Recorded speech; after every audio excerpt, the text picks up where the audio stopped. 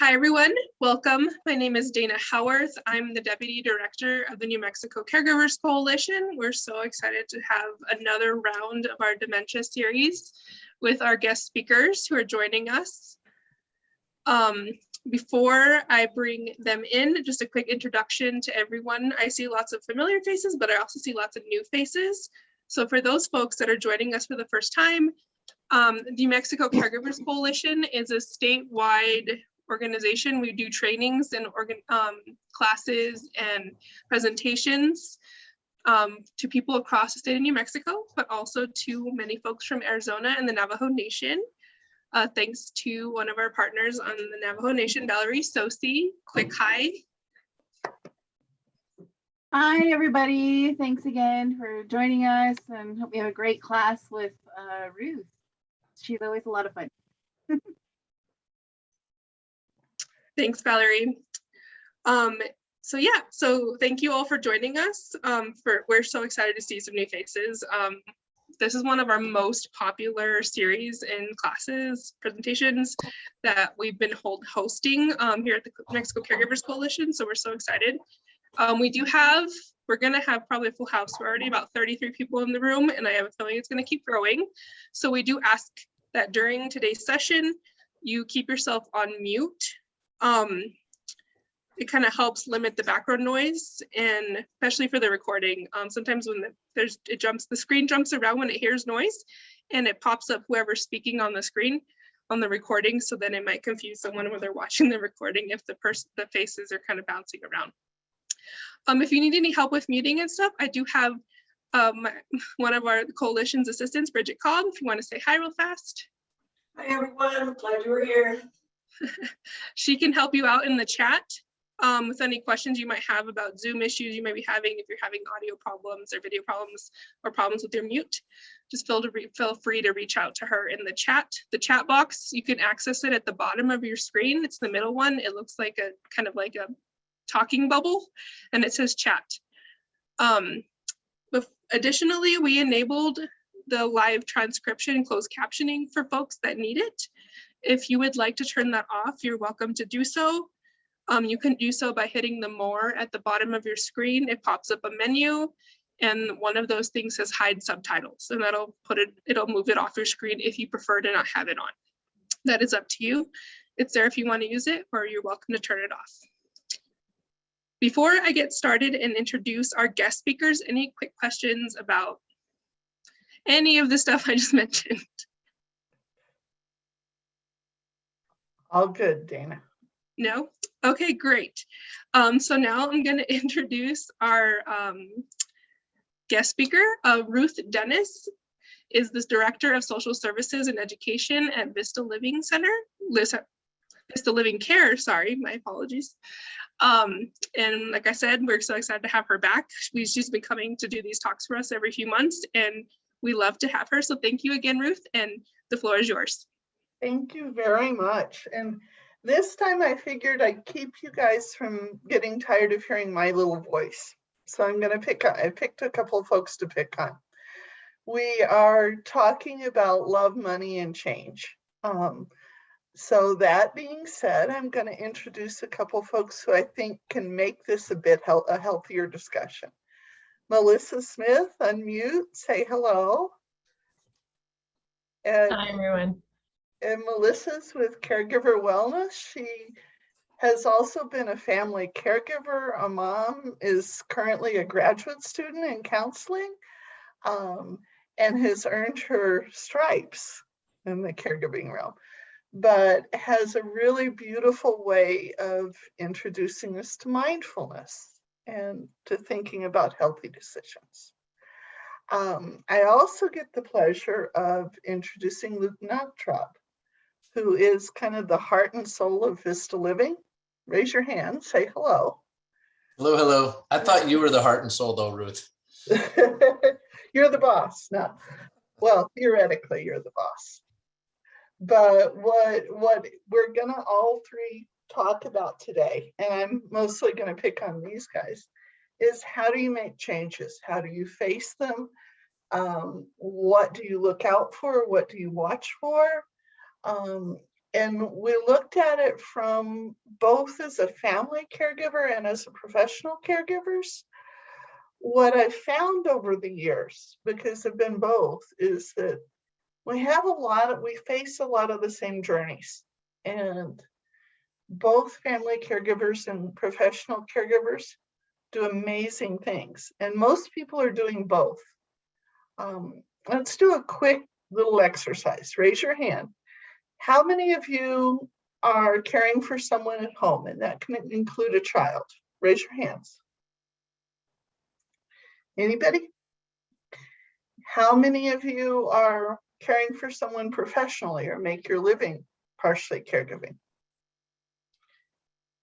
How many of you do both? That answers our question. So how we're going to start out with is, and I'll put this to both Melissa and Luke, what major changes am I going to see in if I'm caring for an elderly parent, if I'm caring for a sibling? What are the changes that I'm going to face as a caregiver? And how do I stay sane doing that? Unmute, guys. Talk. I'll start us off. So first off, thanks for having me, Ruth. It's an honor to be invited to this. I know you've done it a few times. I get the privilege of working with you all the time, and I love that you do this. And Dana, thanks for having me, and Melissa, thanks for joining, because you've been with us numerous times and you're amazing. I love what you bring. So, I mean, we're talking about Alzheimer's and other forms of dementia. So I think most everybody understands the disease. There's no cure, and it's a slow and sometimes quick decline. And that comes with all sorts of things through the journey. We call it a journey. And I like to think of really elders as they're all snowflakes. They're all different. They all vary through the disease process. And I think most importantly is thinking about ourselves, the caregivers, and that journey and what it takes us on, because it can be incredibly difficult. And it's important to surround yourself with people that you know and love and trust, that are there to support you. And I'll let Melissa kind of piggyback that one. Absolutely. I think there's a couple of, I mean, the way I heard your question, Ruth, is, what changes can I expect as a caregiver? And coming from a family caregiver perspective, I think it's actually more sneaky and stealth than we think. I think what happens is at first there might be this sense of anxiety or shock or whatever it is, the rock of the boat of the big change. And then once we begin to adapt to that, it is sneaky. It's sneaky on our mental health, on our physical health. And before we know it, there's something that has sort of changed or adapted within us that maybe isn't necessarily always a healthy coping skill. And so I think those are things to really be preemptive about. And we can talk about it as we go along about developing. And I don't even really like the word self-care. I think it's really become a platitude and almost overused. So I think it's really important to think about a broader sense of how are you taking care of yourself right now in this moment, because that's what lays the groundwork for every moment after that. And so really being on guard in terms of not allowing things to encroach on your time and your health and even your mental state, because it's so, like I said, super sneaky. Like you don't even start to realize it. And before you know it, you've Netflix is your massive coping skill. Not saying that's bad, but in large quantities, probably not. What can we use that are healthy coping skills? So I think one of the pieces to this is, and this is kind of our chant, so we're going to do it again. Everybody at the same time. I can't give what I ain't got. 1, 2, 3. I can't give what I ain't got. How do you I like Melissa's word sneaky. How many, and I want you to go into sneaky a little more, because as somebody declines, what are you dealing with? How do you not deal with it in terms of a crisis? When do you need to make a change? And I'm going to put that to both of you, and I'll ping off of that one too. Really, really hard to make good decisions in the ER. Really hard to make good decisions if the cops are at your door. What do you watch for to prevent a crisis? And guys, be really specific. I think that's a really fantastic question. I think the keys to responding to a crisis is to be able to give yourself some space from the crisis. So whatever has just occurred or happened, is it possible to look to someone who it isn't so personal to, that you can say, I need your support right now to help with whatever it is, so that you can have a moment to breathe, to think, to stop, to plan, to not be functioning in a sympathetic mode of your nervous system. Explain that one. Yeah. When we're hit or flooded with a crisis, and how many of you, I'm just going to use this as an example, maybe you have been in an accident before, or maybe let's say you're driving and suddenly someone misses the stop sign in front of you and you think, oh my God, near miss, but your heart rate is like this and racing. And then you have a moment to exhale afterwards and you realize that you've missed that crisis. But that feeling or that sensation of flooding of your nervous system, the elevated heart rate, the blood rushing to your extremities so that you can take action, the feeling of a closed throat or not being able to talk, so all of these things happen like that, and our body responds to crisis, and we don't always realize it. And so we're in this mode. When Ruth made the don't make big decisions in the ER, right? So if there's any way you can come down from the crisis before you react, and that's what gives you the ability to respond in a way that, right, you're going to be much more thoughtful in your decisions and in your decision process when you can just hit the pause button in some way. And I find that's making sure I have some kind of support. Yeah, we've talked about flight or fight before, and one of the pieces to Alzheimer's is a lot of times, and we have other professionals here on this call as well, so don't be afraid to use the chat box and add, or raise your hand and add. I think there's a tendency for caregivers to get stuck in flight or fight mode. To when are they going to fall? Are they going to turn the stove on? Are they going to climb out the window? Who's going to burn the house down today?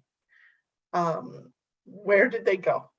Are they in the backyard? And I also think for professional caregivers, COVID, and Luke, I'm going to pick on you for this one, has put a lot of folks into that mode constantly.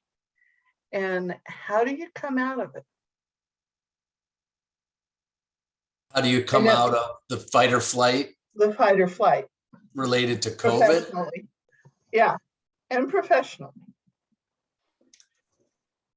Ooh, I think we're still kind of coming out of COVID and trying to understand what normal is again.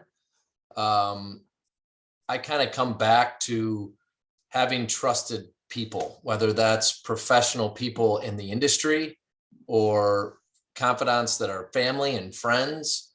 But really, I think the whole sneakiness thing that Melissa said was so true. There the impact of this disease on a caregiver is very sneaky. And it really kind of, that sneakiness enables us to really be unaware of how it's impacting us and how it's hurting us, because we're so worried about our loved one that's suffering from this disease. And so I come back to really having people that you know and trust to be able to help you get out of it, and to be frank with you and say, hey, and Ruth, you're one of these in my life. Like, Luke, hey, it's time. You need some you time. I can see the stress in your face. And so surrounding yourself with people, I think is a key to that you know, and can trust, that you know have your best interest in mind in addition to your loved one.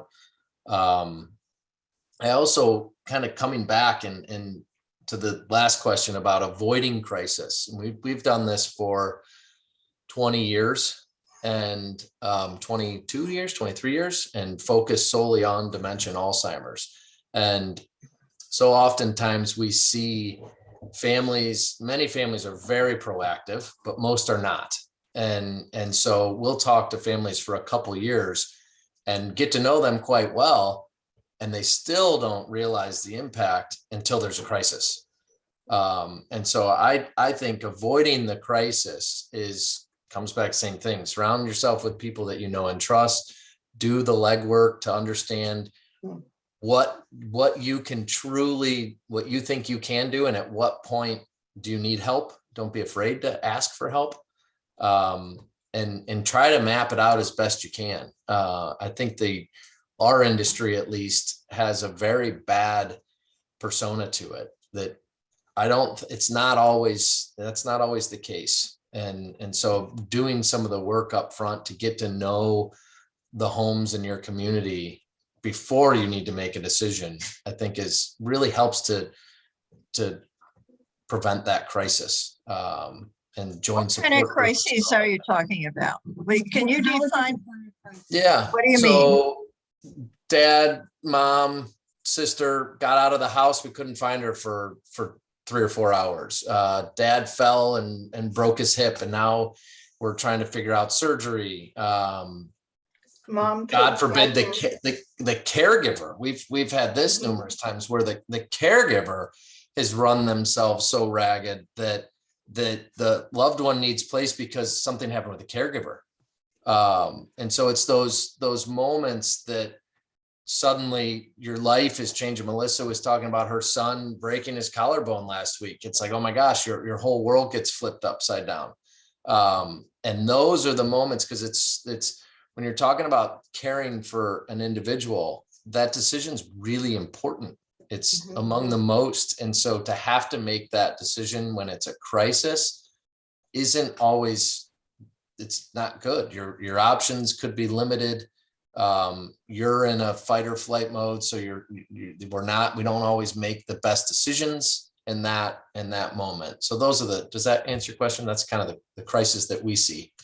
I also think there's a tipping point piece, and it's something I've dealt with as a family caregiver, but I also see families deal with it. There's a point where someone can never be alone. And in my life, in my experience, I'd spent years going through how Morgan would use the call button, and he was good at it. He could do it in drills with myself. He could do it in drills with his caregiver. His caregiver was 15 minutes late one time. I had left for work. She always came a few minutes late, and that was generally no big deal for Morgan. We'd trained him to use the call button, we thought. Somebody broke into our house with my brother in it. He did not use the call button. Fortunately, the dog bit them and they ended up in the ER. But I realized at that moment that Morgan had went into a place to where he could never be alone. Now, 24/7, family caregiver at home, whether you're with mom or dad or a spouse or a disabled sibling. How does that impact your life if someone can never be alone for even 5 minutes? All of a sudden, you're a 50 or 60 or 70-year-old person who basically has a toddler. Melissa, you're nodding. Yeah.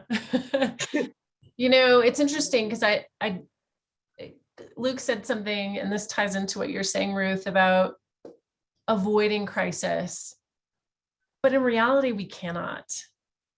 It's just life. Life has, you know, suffering, and life has joy. And there's this, you know, as Ruth was alluding to before we even started, it's this full circle. And I think what I'm hoping that is being heard right now, and what I'm hearing the most, is how do I resource myself in such a way when crisis happens that I'm not reactive, because it just will. And so if I am practicing things that are a healthy way or a healthy outlet to triggers for me that are stressful, or even if I have like this list, and I had it, I've moved my desks, but I used to put a list, and I would list, like, you know, call Jennifer, was my best friend, so like call BFF. I had like this list of, like, when I was really feeling overwhelmed, I could just look at it, and it brought like this sense of soothing. But I have to practice the list before the crisis happens. So it's going, for me, like, if I were to continue on my list, it would be going for walks. I have to stop myself and go, you know, I have to call a friend, phone a friend, take frequent breathing breaks, take my eyes off of the computer, stand up and stretch. Really simple stuff. Even just like starting my day, instead of drinking, I love coffee. It's a big ritual in my life. It's like my favorite beverage. But I have to start my day with a big glass of water, because I know I feel better. If I start with coffee, I know my stomach gets a little blah, you know, all of this stuff. So are you doing the things that nourish you and prepare you for the crisis? Practicing it. And it doesn't have to be really hard. And actually, simple is more sustainable. I have a question. It may not relate to so much to self-care as the issue that we have with the demented mother, where you talked about how dementia, that it's sort of sneaky and sneaks up to the caretaker. But how do you handle, our mother's 99, and she's very demented, but she's also very sneaky and manipulative. And so in our family, there's 3 of us. It goes back and forth with what she wants and what she says she wants, and we know she can't have. So the sneaky manipulative part is very, very difficult to deal with, because she gets hugely against each other. she puts us up against together, and she gets hugely angry, and we don't know how to deal with it. I'm going to tell you guys a story. I worked with a daughter, with an elder, and she was 98. And we'll get into how to pick professional caregivers in a minute, but she, one day she has a day where she has chocolate cake for dessert. She gets her nails done. She gets a massage from the massage school. There was a classical concert in the afternoon. Her daughter comes to visit her about 4 o'clock. She looks at her daughter and she says, "You're the worst daughter in the world. I hate your guts. You put me in this hellhole." Right. Exactly. And Yes. and it's like, I kind of took the daughter aside and said, "You know, you could use a few hours in this hellhole yourself. You look really tired." You never, or one of the things you never forget, even if you start losing your ability to speak, is how to guilt trip your kids, your brother or sister, your husband. Sure. And I think part of it is, and I'm going to pick on our speakers again with this one, is how do you pick the people around you that can support you, that can remind you, okay, look, don't let mom blame Susan for everything. Don't worry about it. It's just the disease. It's not the person. How do you pick the folks around you that can do that? What do you look for? So what do you look for when you're bringing in a family caregiver for home health? What do you look for when you're reaching out to an agency or an assisted living?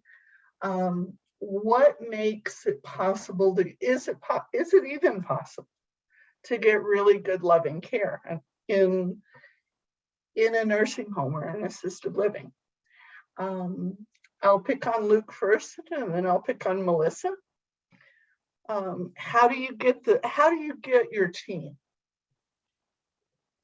So I think that your team consists of people that have known you for a long time, whether that's family or friends or both.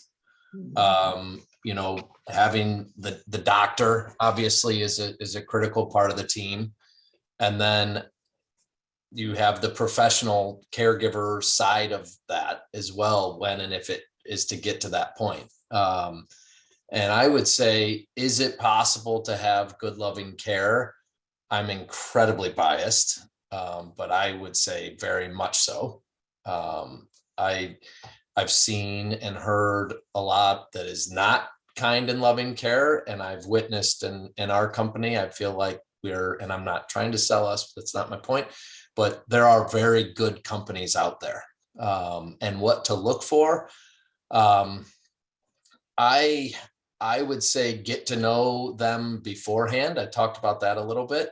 So we have something called Living Better Together, where we do something like this every month with families that are with us, families that are thinking about us, families that their loved ones are no longer with us in this world. And that I've looked at as an avenue of, it's kind of like test driving a car, get to know the people.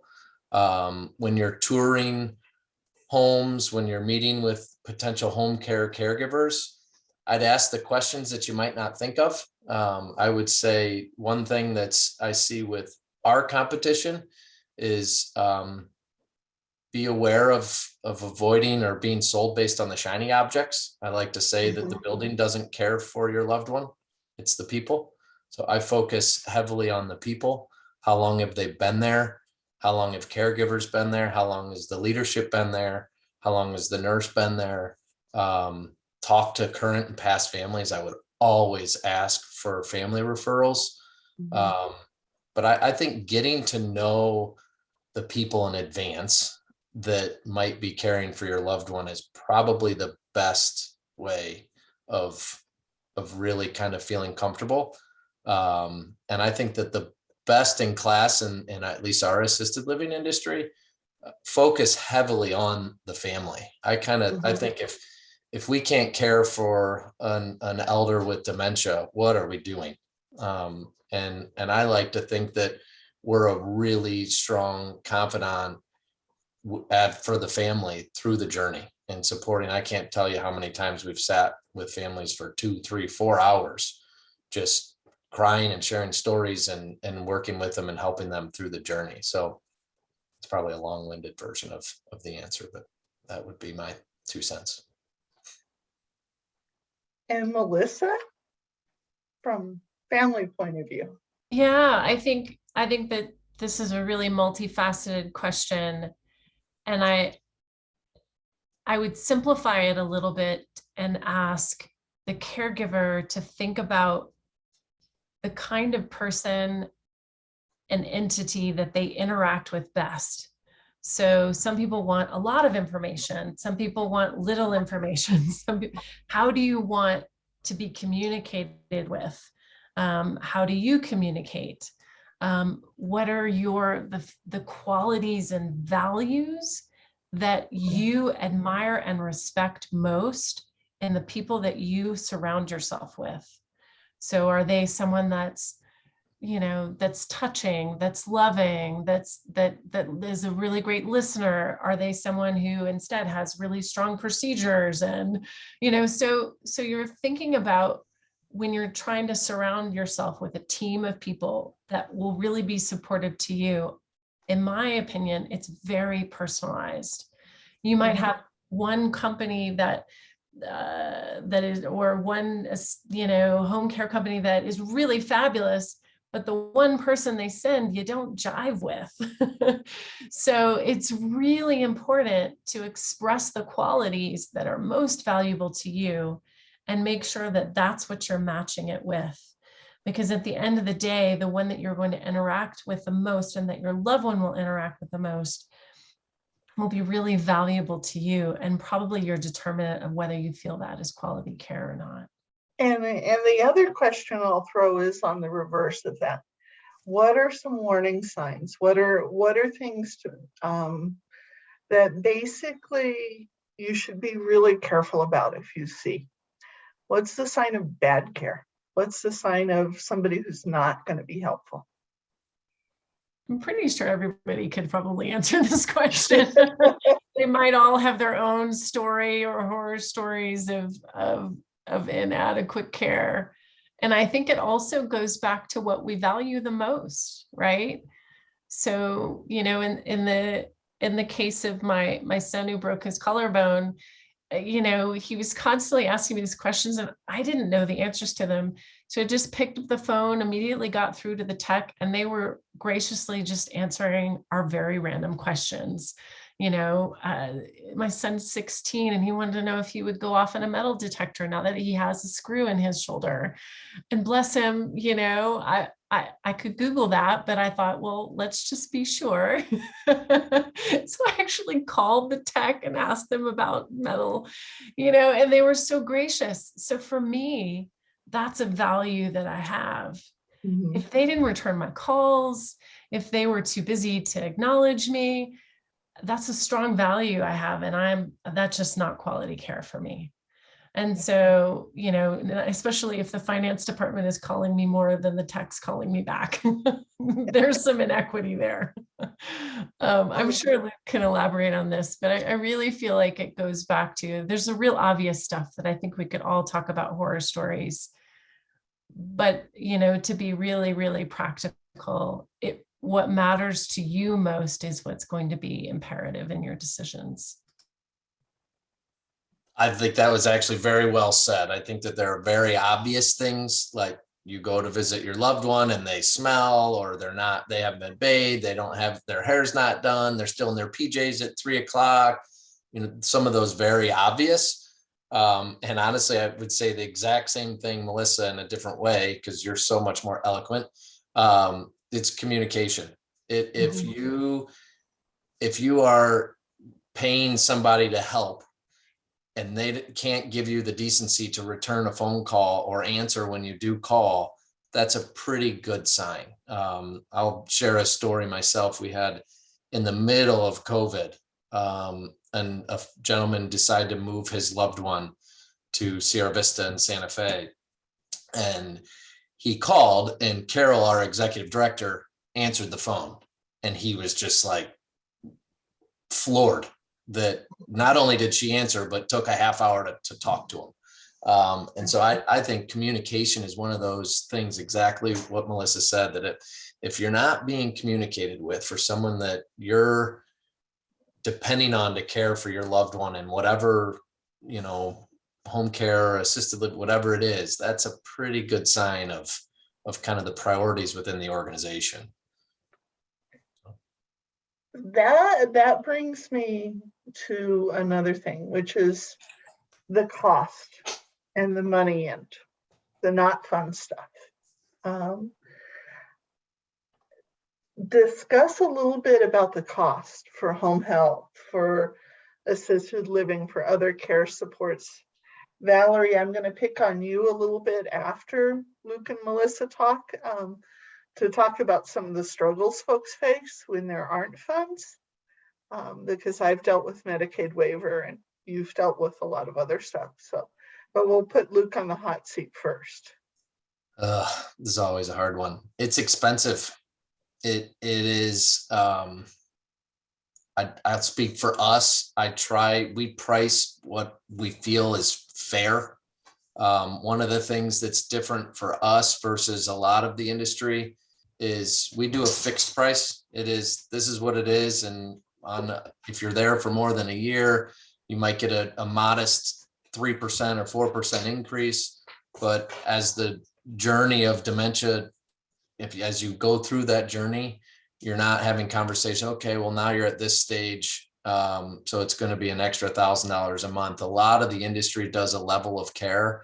And philosophically, I just disagree with it.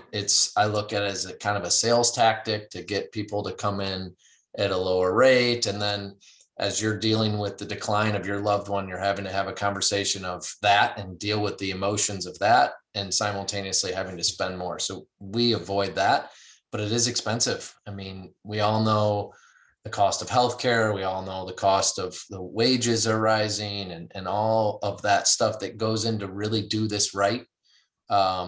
It's expensive. It really is. Some companies just meet the minimum on staffing. It's like, I think New Mexico's 1 to 14. So can you imagine caring for 14 elders with dementia with one care partner? That's another question to ask when you're going through. It's expensive. It really is. There's a lot that goes into it. Mm-hmm. And Melissa, you can chime in. Yeah, I'm going to flip that a little bit because I would love to take a little bit of a lens toward you all as a caregiver and think about maybe a recent something that's happened to you health-wise. Maybe you had to visit the doctor. Maybe you had extensive dental care bill. And then I'll ask you, what steps can you take today to be more preventative in something in the future? So it is by far cheaper, as I try to explain to my 16-year-old child, to brush your teeth twice a day than to neglect to brush them for several days. And then I have to pay for cavity fillings, which are ludicrous. So, I mean, it's such a simple example, but preventative healthcare, preventative well-being, like if maybe we could just take a pause for a moment and turn the lens back on yourself. I know the question was in general care for your loved one, but if we could roll it back, what can we be doing for ourselves so that we're setting ourselves up and our loved ones for our future care? What are the things that we can be doing today as prevention? And if you can think of one thing right now for yourself, and don't make it a hard one, like starting some big exercise program, that's great. But maybe you just walk for 10 minutes a day every day. That's 70 minutes. That helps. Rather than forgetting your walk altogether. Right? So what could we be doing just to be thinking about prevention to decrease costs in the future? So that's where my heart is at. I don't know. I don't know if this is relevant to self-care or not, but we're here because our issue, which is making us all suffer, is that what do you do when a highly demented person demands over and over and over and over irrational requests that we can't give them? And the more we reason with them and the more we explain why they can't have it, the angrier they get. And they I'm going to shift your gears. Stop reasoning. And I'll explain why. Okay. Part of the brain that could process what you're reasoning is the part that doesn't work. One of the things that happens, and we have a few folks from facilities and all of us have our stories, but one of the things that happens with dementia is, put your hands here, temporal lobes and frontal lobe. Those are the first parts of the brain that are affected. That is where logic, reason, knowing how to balance a checkbook, knowing when it's safe to go to the doctor, all that stuff gets hit first. So all the boring stuff that helps us function in the world is what's getting hit first. So when you're reasoning with someone, basically all you're going to do is piss them off more. So how do you make them, what do you do? How do you make them stop? How do you make them stop? You agree with them. I am sorry. I will try to fix that. I'll call our attorney. And then you do what you need to do to take care of yourself. You agree with them?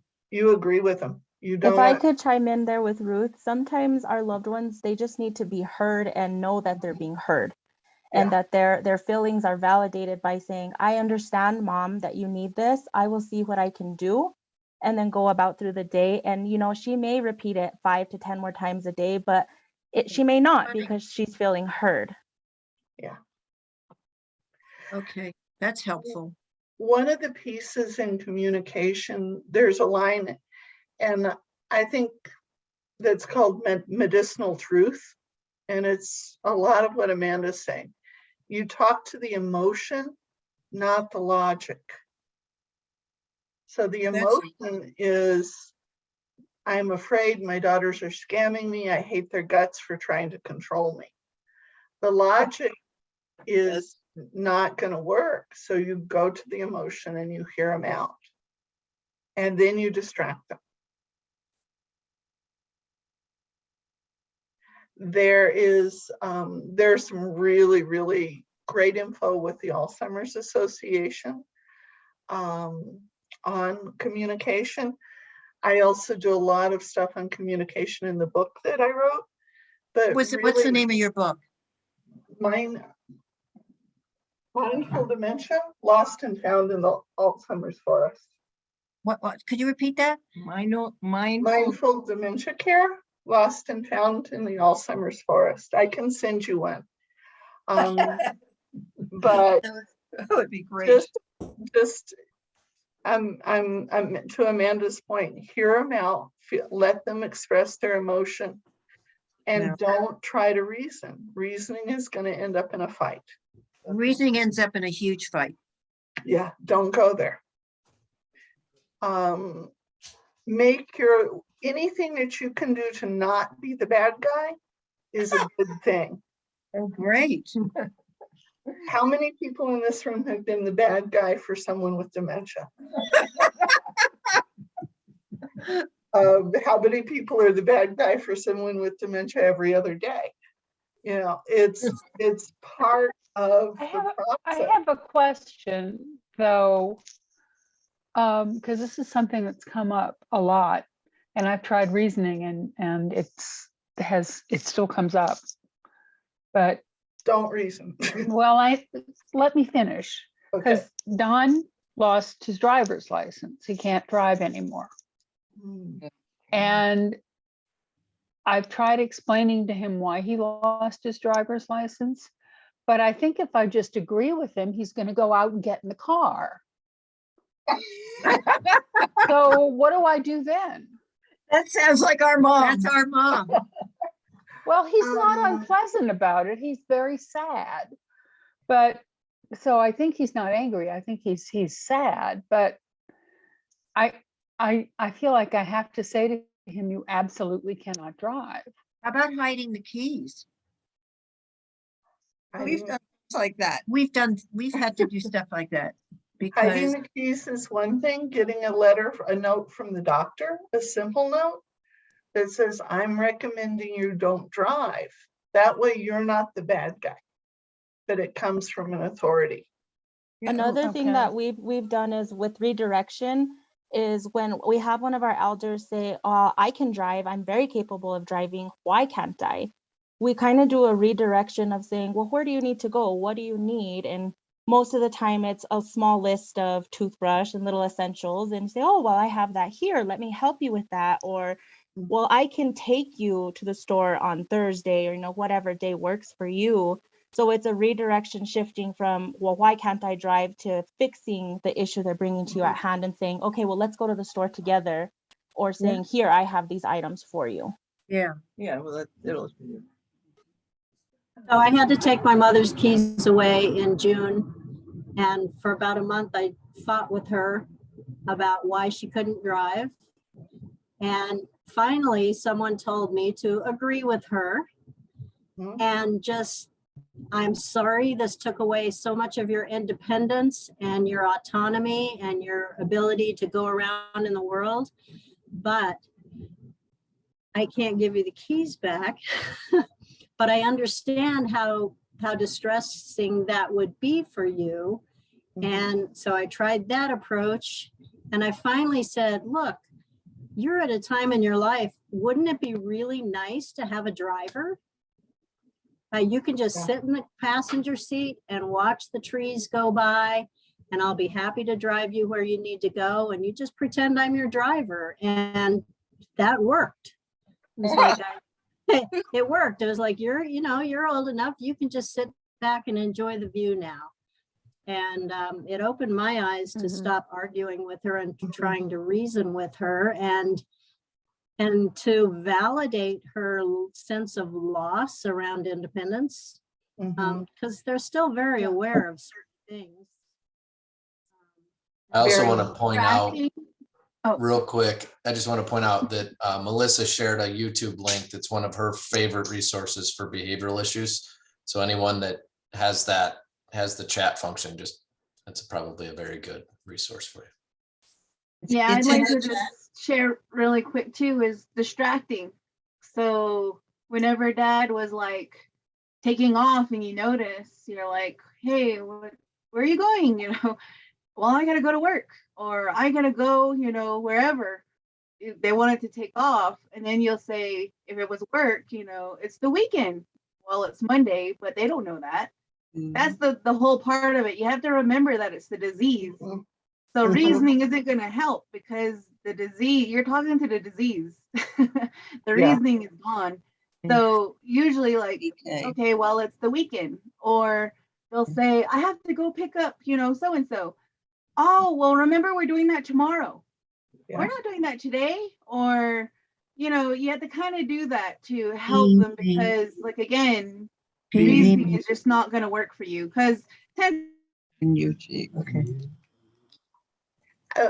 But I also think another piece, and this comes to the how do I maintain my sanity?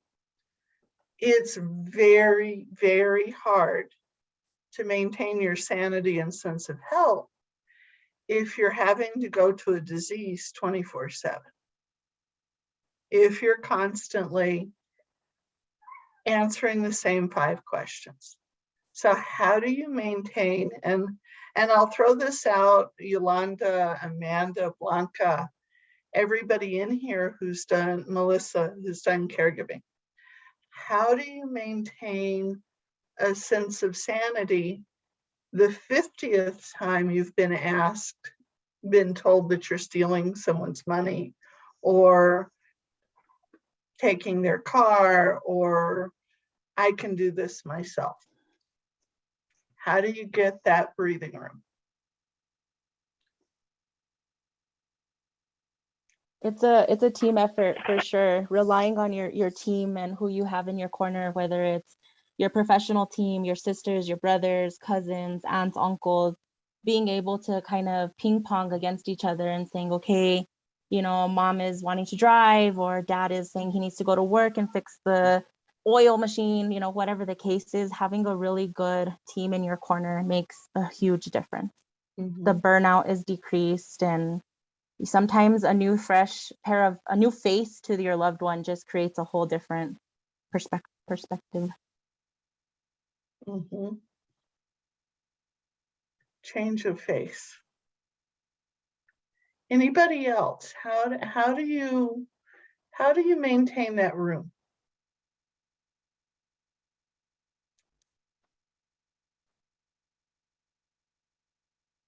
And the other one I'll pick on is, Amanda brought up the word burnout, and this I'll bring before our speakers, but I'll also take it on.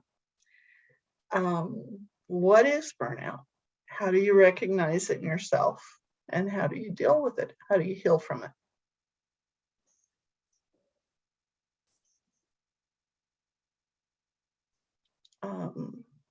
My personal take on burnout is I knew I was burned out when my garden died. What's burnout to you? Problem with burnout is it makes you not want to answer the phone or talk to the person. And I just went AOL for about a month because I was so done. But then I felt guilty because I was available to talk to her. But she would call 14 times a day. Yeah. So So what burnout meant for me was I don't want to have anything to do with her. I want to give up. Yeah, I'm just done. Let the place deal with it. but I mean, we know that's not an answer.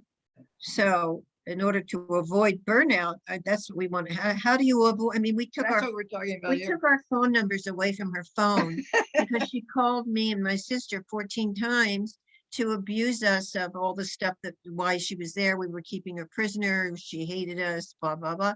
So we finally just took our phone numbers away from her. But now we all feel like shit. So, Okay, you know, there's no winning. But I think one of the pieces to burnout, and I'm going to pick on Melissa with this one after is let go of the feeling like shit. You do what you have to do to be healthy and sane. And there's only so much you can do for somebody else's sadness or anger. And it's okay to not pick up the phone. It's okay to call somebody else. Valerie does what she does for a living. Melissa does what she does for a reason. Melissa? With burnout, there are some really, really strong keys and indicators. And so for Ruth, it was her garden died and there was something that had a significant 180. Oftentimes in the life of a caregiver, it might be something that you notice that's external, but it could also be something that you notice that's internal. And that's what we hope to avoid. we want, right? Crisis is inevitable. Stress is a part of our lives, but burnout, and I'll circle this all the way back to the beginning of our conversation, actually can happen in a really sneaky way. And before we even begin to recognize those little things within us that have eroded, before we know it, we have an injury or we have an illness or we get sick. And so I think it's super important to start to begin to attune to what's happening inside our bodies, creating sort of a check-in with yourself in terms of sensations. What's different about me maybe this week than last week? And for me, I've noticed since my son had his surgery, I feel like I have a block of weight on my own shoulders. And so I'm starting to notice that this last week. And so I'm doing a little more movement than maybe I did the week prior, because otherwise, if I don't do that, I know something else is going to trickle down the road. So burnout is one big symptom of that. Might be a physical disease, physical illness, garden dying, something really quite significant. And what we hope is to begin to recognize these signs way before they become giant things screaming at us. We want to listen to the little whispers that are telling us something that we think, oh, it's not a big deal. But in actuality, when we turn and pay attention to it, later it becomes less of a big deal. So, and those burnout and compassion fatigue are also very similar. And that compassion fatigue tends to happen when we are, right, when we're caregiving, caring for another, when we're so empathetic that we wear the issues home, or we wear it throughout the night, instead of when our loved one goes to bed, we continue to have anxious thoughts or whatever it might happen, however we process it. I know you want to say something, Ruth, go ahead. or when your first response, when your first emotional response is anger. big key is my first response to be angry? Is my first response to really have had it? I don't want to hear this anymore. That is kind of the flashing yellow light for burnout. Is this my first response? The other question, and I'm going to pick on Luke for this one, is how do you heal it? And I think one of the commitments we've made at Vista in the last couple or 3 years is how do we try to help the folks who work with us as well as the families take care of themselves. How do we get out of it? I think it starts with awareness of you're in it. And number 2 is, which is very hard for me personally, is ask for help. And a lot of the things that Melissa said, what can we do now? How can we avoid it, delay it, be aware of it? I think is all really, really good stuff. But for me, it's ask for help and don't look at that as a sign of failure or weakness.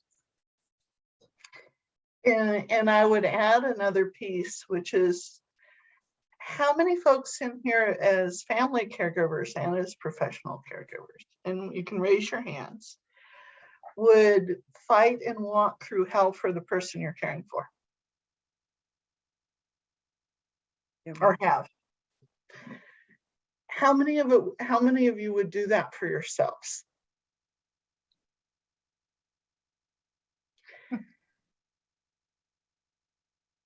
It's a lot harder to do for yourself than it is for the person you're caring for.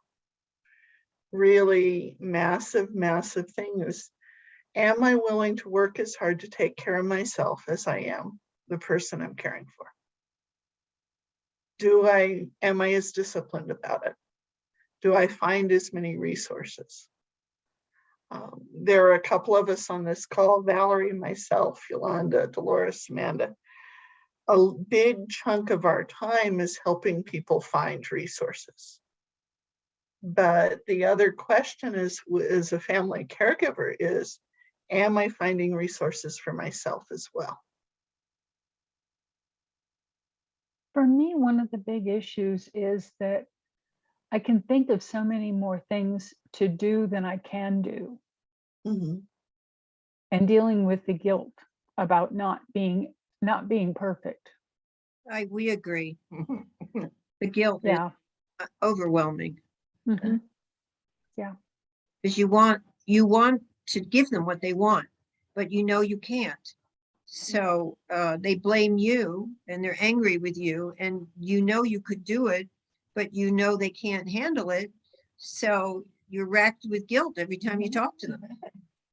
Well, it isn't even just that. It's right now I've been trying to set up things like I'm exploring some alternative treatments, and I don't know if it will do any good, and I'm going into that with low expectations, but I want to do it anyway. And also I have a lot of legal stuff to deal with, because in my case, there are friend resources, but there are no family resources, none at all. And I think that does happen. Yeah. And so I'm trying to be, and I see so many chores that I have to do, and people don't get back to me right away. While we were talking, I just sent an email to somebody who owes me a piece of information, and it's taken me 2 separate powers of attorney to get it. And I think now she has all the paperwork, but she hasn't responded to me, and it's been like 10 days. And I need that piece before I can go on to the next piece, which is seeing a lawyer. And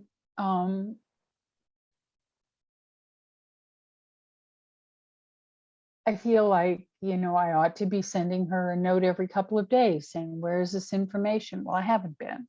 And I feel guilty about that. Yeah. And I feel guilty about the other thing. And I understand dealing with your family member's anger, and that that's not easy either. But for me, an awful lot of the guilt is internal, is self-generated. I'm not doing enough. I'm not taking enough steps, that kind of thing. I think I was a family, part of who I am, along with Vista, is and some of you guys know this, I was a family caregiver for 23 years. I took care of my brother who had Downs. We were all we each other had. But one of the things I realized is that I did as much as I could and was relatively relentless about it. But it takes time, and you just kind of chip away at it one piece at a time. After my brother died, I had a conversation with my other little brother, other than Luke, about, I tried to give him a good life. I don't know if I did it. And Spencer shook me and he said, you got upset 5 times in 20 something years in a lifetime. Get over it. You did fine. I'd love to tell every caregiver, both family and professional, that you do the best you can with what you have when you're doing it. And the fact that you're there for the journey means you're doing a damn good job. And so you're telling me if I take time out to watch a movie, I don't need to feel guilty about it. Amen, sister. Yeah. Give yourself some grace. Yeah. I think one of the things most family caregivers, and Melissa's been very inspirational in a lot of ways with this, and so's Blanca, is you don't realize how good a job you're doing when you're doing it. And I think the same with professional caregivers. We beat ourselves up too. Valerie is not going to fix every problem on the res overnight. It ain't going to happen, but she's doing an amazing job trying. And I think it's the effort that counts. I think one thing I like to add with what Ruth is saying is to think about it. If you weren't there, who would have took over for you? Is there somebody realistically that could take over for you right now? No. Exactly. No. So that's why you have to take care of yourself, because what if something happens to you right now because you're exhausting yourself, whatever you do, you're just overdoing it, then who's going to take over for you? You have to think about that too. So you're making sure that your cup is full. So you're staying there and doing what you can. And that's a lot because you just said, if you weren't there, then nobody would do it. Who would do it? So you're doing a lot for already being there. So I like how Luke said to give yourself some grace. You had to have that same compassion that you have for your person, for yourself as well. Like you're doing the best that you can. And I think a lot of people can see that. And support groups like this and, little things like that, they really do help because a lot of times we think that we're all by ourselves. Like, oh, it's just me, I have to deal with this.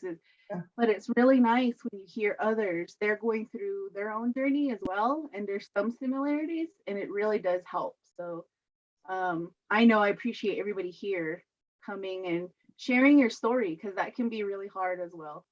But that's the support that we have to and I help. need to remind myself of that because there were 3 instances in my family of somebody doing caregiving and the caregiver died first. Yeah. And that frightens me more than anything. Right. Because I there's think the nobody in hardest- line behind me. I think the hardest thing to handle is how unhappy they are. They're so unhappy in their own skin. And you keep thinking, how can I just give them some joy, some joy or contentment or whatever? Nothing helps. That it's just such an awful disease, dementia, that they can't ever find contentment or our mom. Some people do, though. Some people find really pure and beautiful joy. I was working down in Las Cruces last week with Blanca, and we had a lady who had joined us for a group that we were doing an art group, and we sang and did art. And at the end of the group, she learned how to put on silver leaf, and you would have thought it was the best thing in the universe. She loved it. I found that with my brother as well, sometimes people with dementia, it's not the complicated stuff that gives them joy. It's the simple stuff. It's a song. It's her favorite music. It's the goats that, you know, Amanda and Dolores work with a man who feeds the goat, and that's his joy. I think Ruth, I wanted to stop real quick. I know Deborah was trying to say something a couple times. I wanted to give her the opportunity. Oh, it's muted, but you're not muted. Oh, there you go. So one thing for Laura, I wanted to say is to also give yourself the grace, which Luke said, to realize that your best is different every day. You're doing your best every day, but some days my best really sucks. And it looks, I mean, I'm angry, I'm whatever. And that's the best I can do that day. But the next day I do a little better. And, you know, it's a sliding scale there with what your best actually is, and to give yourself that grace. Some days I just call my mom and say, my phone's going to be shut off today. So, you know, just I'll call you as soon as it's back on. And I just give myself a couple hours, and then I call her back, and I take the time that I need in those small ways. And the other thing is, there's an organization called Contented Dementia, which teaches techniques that really are helpful for caregivers to stop arguing, and stop reasoning, and stop taking the blame, and stop doing all these things that make so much sense because that's the way we've always been. But for the situation that we're all in now, professional or otherwise, family caregivers, you know, we've got to learn a new way to deal with them instead of expecting them to be different, because they can't. The brain function is gone. So we have I think one of the things that happened fairly soon after Don got his diagnosis was that I stopped assuming that I could change him. And I just tried to meet him where he was. I mean, apparently sometimes I was using the wrong technique, but I'm going to think about that in future and see what I can do about. I really like your business about you've earned the right to have a chauffeur, because he did most of the driving. Yeah. So I could say, you know, you've earned it. And he has remarked that he can pay attention to the scenery now, and he never got a chance to do that before. So it made a difference for me.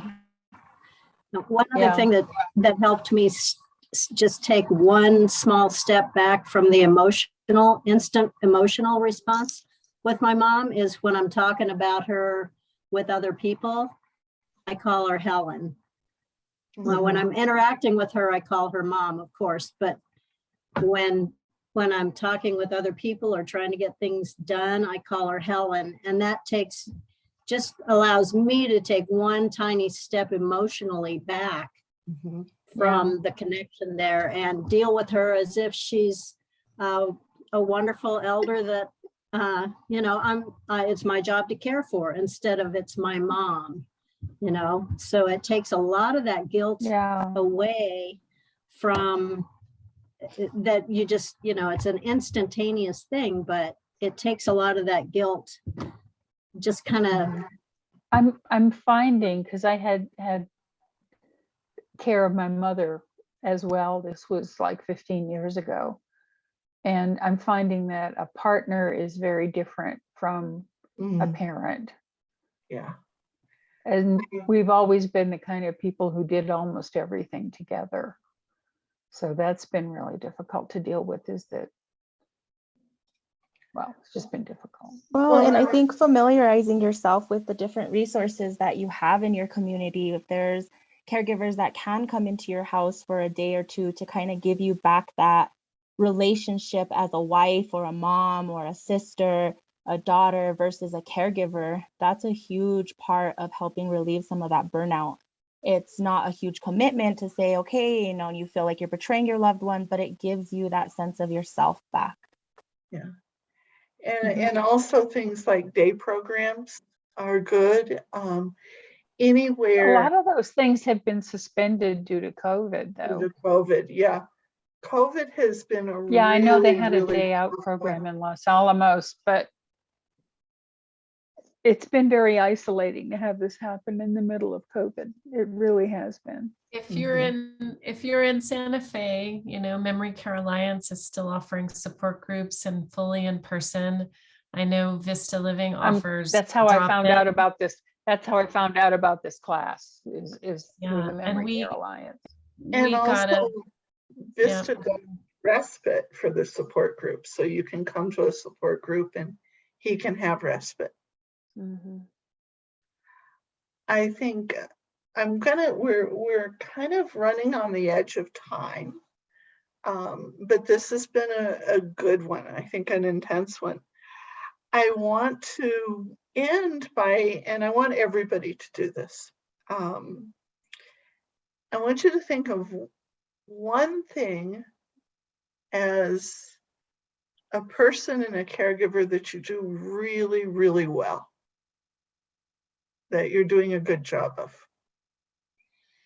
And I want you to take a deep breath and hold it. You rub her feet. I rub her feet. You tell her to recite poetry. Yeah. And if you feel like it, share the one thing you do really well as a caregiver and as a person. I think I'm a really good cheerleader.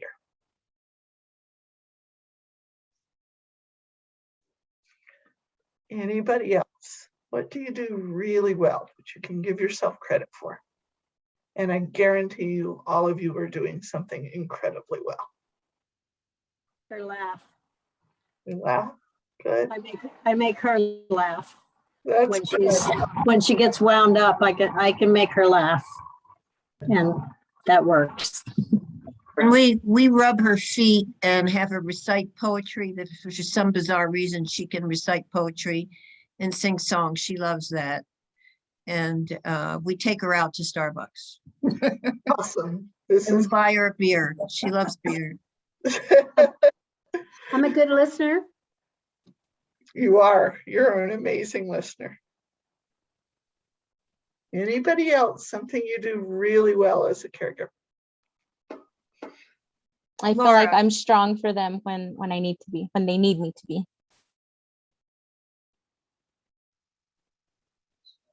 You are. Yes, you are. Always be there for them and knowing that you've got their back, even though they've got so much on their plate, plus knowing that everything's being taken care of and they can just relax and put their feet up and watch a movie and just make them laugh, knowing that they're well accompanied. Ask Laura. This is good. Anybody else? What do you do really well?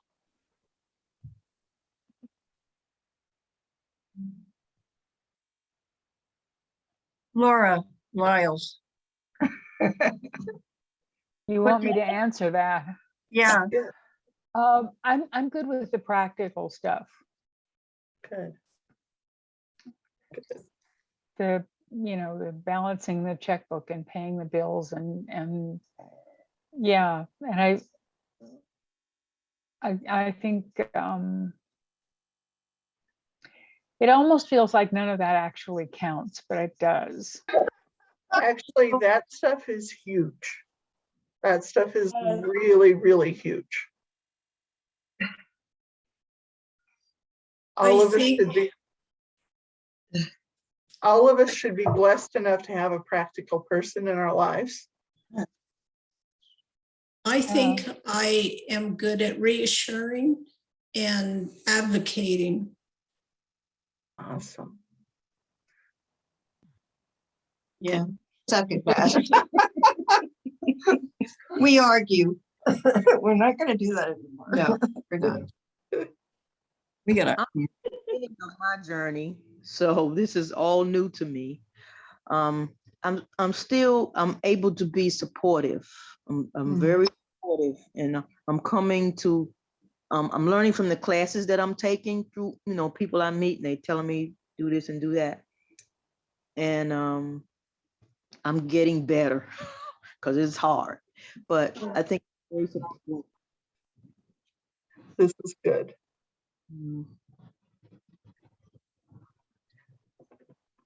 I'm gonna, before we fold up, I want to know, does anyone have any questions for anybody on the panel or anybody in the group?